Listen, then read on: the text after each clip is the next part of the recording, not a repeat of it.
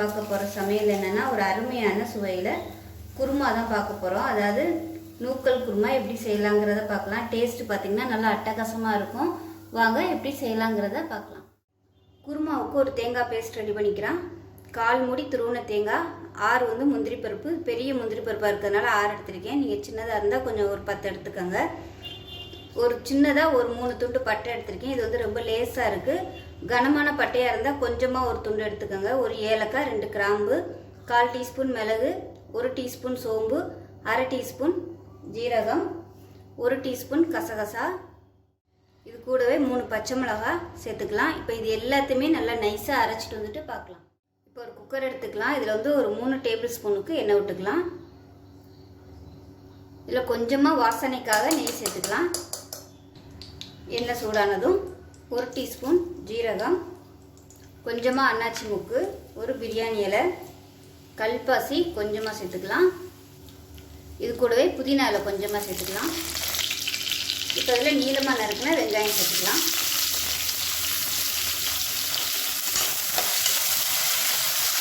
வெங்காயம் லேசாக வதங்கிறதும் 1 table spoon இஞ்சி பூண்டு பேஸ்ட் போட்டு வதக்கிக்கலாம். இஞ்சி பூண்டு பேஸ்ட்டு நல்லா வதங்கிடுச்சு. இப்போ இதில் மீடியம் சைஸாக ஒரு தக்காளி பொடியாக நறுக்குனதை சேர்த்துக்கலாம். நீங்கள் அரைச்சி போடுறதுனாலும் ஒரு தக்காளியை நல்லா நைஸாக அரைச்சிட்டு இந்த ஸ்டேஜில் சேர்த்துக்கோங்க. இப்போ தக்காளி நல்லா குழஞ்சி வரணும். தக்காளி வதங்குறதுக்கு உப்பு சேர்த்துக்கலாம். தக்காளி நல்லா மசிஞ்சு வந்துருச்சு பாருங்கள். இந்த அளவுக்கு நல்லா வதக்கணும். இதில் 1/4 டீஸ்பூன் மஞ்சள்தூள், காரத்துக்கு ஏற்ற மாதிரி 1 டீஸ்பூன் மிளகாத்தூள், 1 டீஸ்பூன் தனியாத்தூள் சேர்த்துக்கலாம். 1 டீஸ்பூன் தனியாத்தூள். இது எல்லாத்தையும் எண்ணெயில் வதக்கி விட்டுக்கலாம். நான் ஏற்கனவே சொன்ன மாதிரி தக்காளியை நல்லா அடிச்சுட்டு சேர்த்திங்கன்னா இன்னுமே டேஸ்ட் சூப்பராக இருக்கும். நான் 2 மிக்சியில் 1 இஞ்சி பூண்டு அரைச்சிட்டேன், 1 இந்த மசாலா தேங்காய் அரைச்சி வச்சுருக்கனால என்னால் அரைக்க முடியலை. அதனால் நான் நறுக்கி போட்டேன். நீங்கள் நல்லா அரைச்சிட்டு சேர்த்திங்கன்னா சூப்பராக இருக்கும். இப்போ பாருங்கள் நல்லா வதக்கி வச்சு இப்போ காய்கறியெல்லாம் சேர்த்துக்கலாம். நான் நூல்கோல் எடுத்திருக்கேன். அதாவது 2 கைப்பிடி அளவுக்கு நூல்கோல் எடுத்திருக்கேன். அதே மாதிரி 1 கைப்பிடி காலிஃப்ளவர் சுடுதண்ணியில் வேக விட்டு எடுத்து வச்சுருக்கேன். கொஞ்சமாக 1 கைப்பிடி அளவுக்கு பீன்ஸு, 1 கைப்பிடி அளவுக்கு கேரட்டு. இப்போ இது எல்லாத்தையுமே சேர்த்துக்கலாம். நூல்கோல் அதிகமாக சேர்த்துக்கோங்க.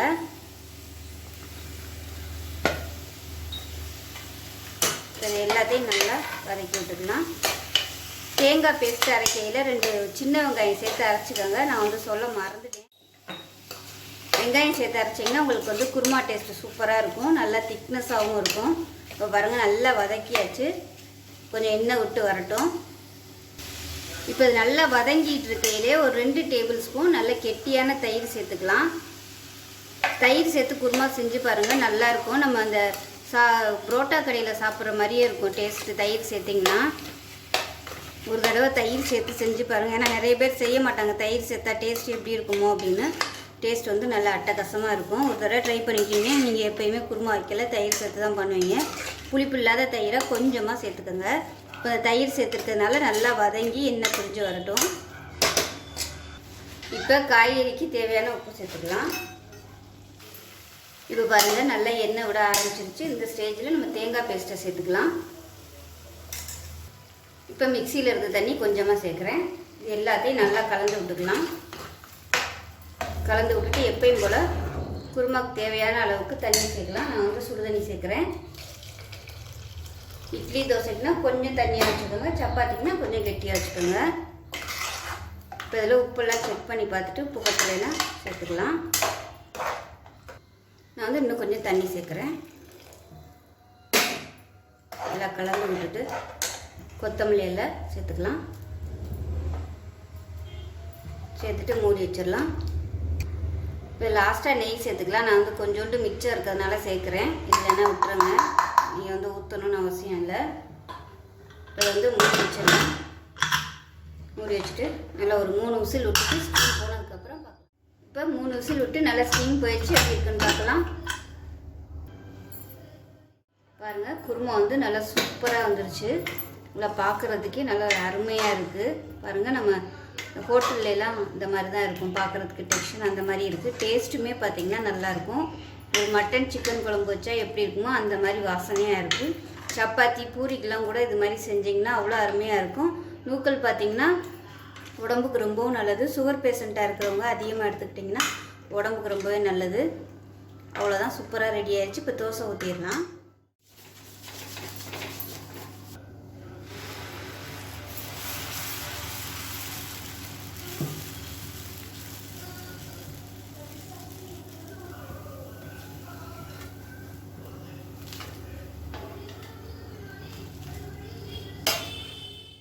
இந்த மாதிரி மொறு தோசை சுட்டு இந்த குருமா தொட்டு சாப்பிட்டோம்னா அவ்வளோ அட்டகாசமாக இருக்கும். நீங்கள் சப்பாத்திக்கு கூட செஞ்சுக்கலாம். அது மாதிரி சப்பாத்தி பூரி பரோட்டாக்கெலாம் இது மாதிரி செஞ்சு சாப்பிட்டிங்கன்னா அவ்வளோ அட்டகாசமாக இருக்கும். ஹோட்டலில் சாப்பிட்ற மாதிரியே இருக்கும் டேஸ்ட்டு. ஒரு தடவை செஞ்சிட்டிங்கன்னா அடிக்கடி செய்வீங்க. ஸோ இந்த வீடியோ பிடிச்சிச்சின்னா லைக் பண்ணுங்கள், கமெண்ட் பண்ணுங்கள், சேனலை சப்ஸ்கிரைப் பண்ணுங்கள், பக்கத்தில் உள்ள பெல் பட்டனையும் ப்ரெஸ் பண்ணுங்கள். நன்றி.